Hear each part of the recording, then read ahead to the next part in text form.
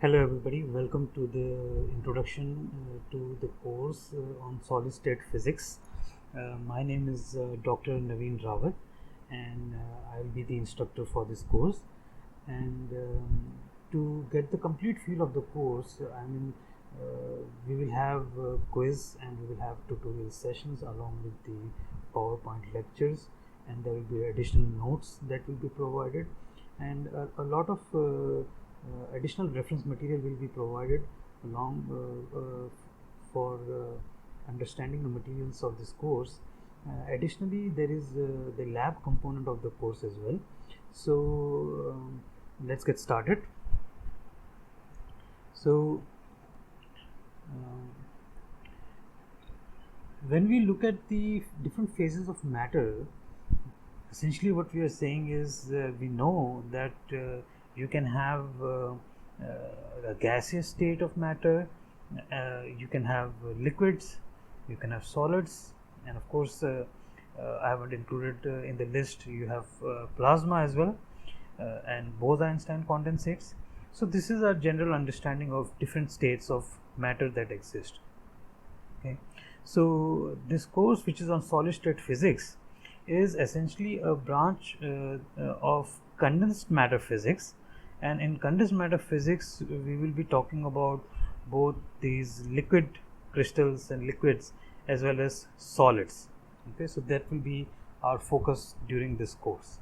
Okay, and essentially if you look at condensed matter system, what we will try to do is what we want to understand the collective properties that occur in large assemblies of atoms and molecules that arise due to the interactions between the component parts.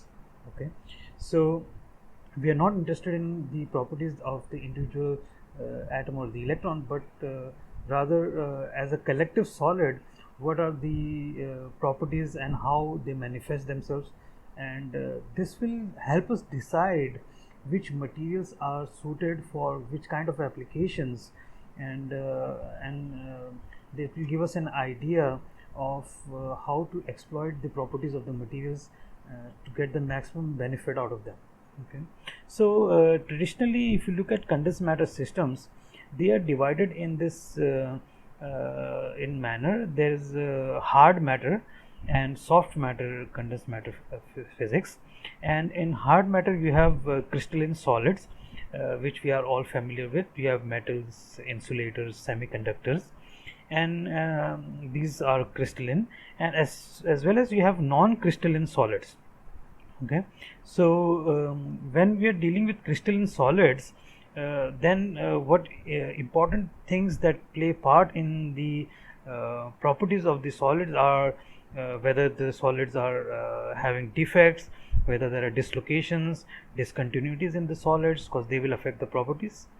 And if you look at the non-crystalline solids, basically you have systems that are completely amorphous, for example glass, or you might have polymers, and in polymers you might have some crystallinity or not, and you have something that is called quasi crystals. Okay, so so these are all the hard matter systems. Additionally, you have soft matter condensed matter systems, which basically are divided as such. There are colloidal dispersions, we have liquid crystals, we have polymer melts and solutions, and we have biomaterials as well that make up the proteins and membranes and nucleic acids. So so this is a broad classification of these condensed matter systems. Okay, so if you think about in terms of applications, and if you go to the most famous society, Materials Research Society, online, you will see that they have classified the research that is going on in materials in these broad categories. Okay, so you have these metals, ceramics, glasses, and materials that are for electrical applications. Then there is a separate classification that is done for electronic materials and semiconductors, polymers are placed separately. You have composite materials, fibers, nanocomposites, biological and biomedical materials, and so forth. Depending on which field you might end up working in, so you might be placed in one of these subgroups during your research. Okay. So another way to look at the impact of the materials is, if you look at the industrial sectors that exist as of today, a lot of these industrial sectors are driven by materials, right? So you have the sectors such as metals, the chemical sectors, and you have sectors that are based on health, medicines, and equipments. You have textiles. So all these different sectors are basically, the driver is actually the materials that are used, right? And how the consumer is using these materials. Okay. So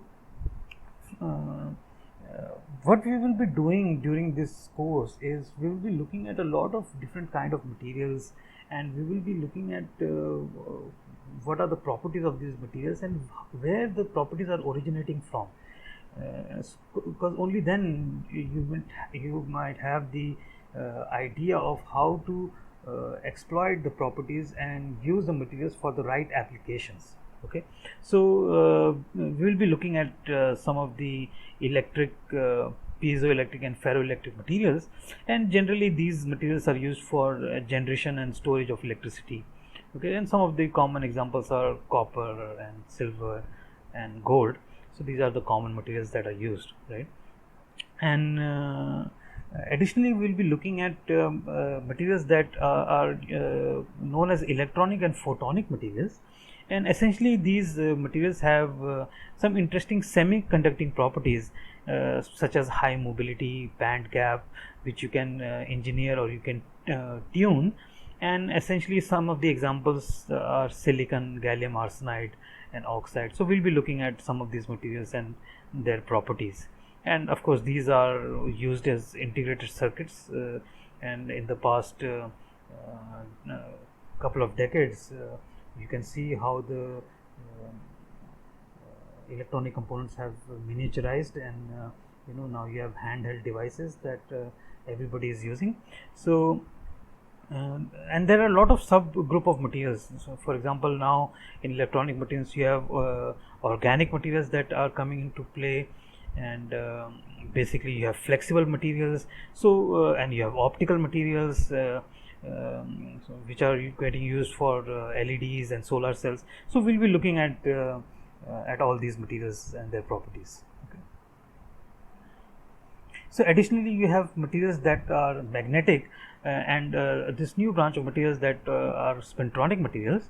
So again, magnetic materials are used for storage and of information, and some of the common examples are iron and ferrites and rare earth materials.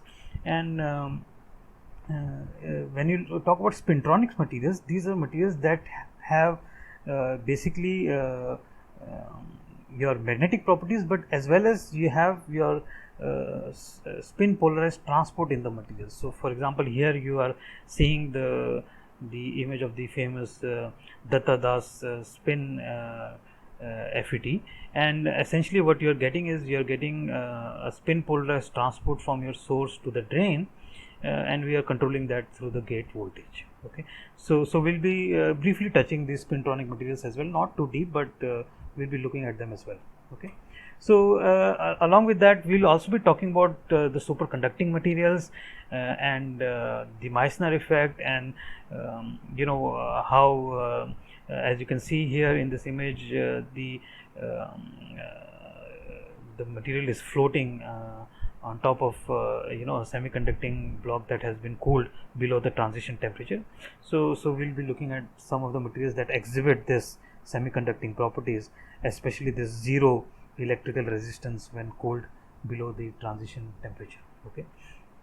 So some of the interesting class of materials that we might also talk about is these functional materials or nanomaterials, and essentially these are again a very interesting kind of materials. As you can see here, these nanomaterials can be synthesized in the forms of rods, and they can have shells, and you can have nano cages. I'm sure everybody has heard of terms of what quantum dots and so forth. And as you can see this in this example here, as the size of the nanorods is changing, you can see there is a change in color here. Okay, so this change in color essentially reflects the change in energy that you are seeing here. And this what is changing here is the aspect ratio, that is the length versus the breadth of these nanorods. Okay, so the energy of these materials can be tuned as you would require for certain application, right? Similarly, the thickness of the shell in which you can put these nanomaterials, if you change that, if you reduce the shell thickness, you can see that you get a more red color output. So this is a much more lower in energy, higher in wavelength kind of output, right? Similarly, so you have good tunability of these materials. Okay, so and as a scientist, that is what you want. Okay, so additionally, we'll be briefly talking about these new materials that are emerging, which are these materials for quantum technologies, and what role they play in quantum entanglement and superposition. So additionally, there are materials which we'll not be discussing in detail, but are of very much importance nowadays, are these soft materials and biomaterials. And again, I mean, these materials, they derive the inspiration from the idea that they have structures very similar to what is observable in the nature, right? So we want to mimic the structures that a hemoglobin molecule has, or a chlorophyll molecule has, and then make materials out of structures that are similar to them, right? So again, and as part of this course, what we'll be starting with is how different properties manifest itself when you are seeing structures.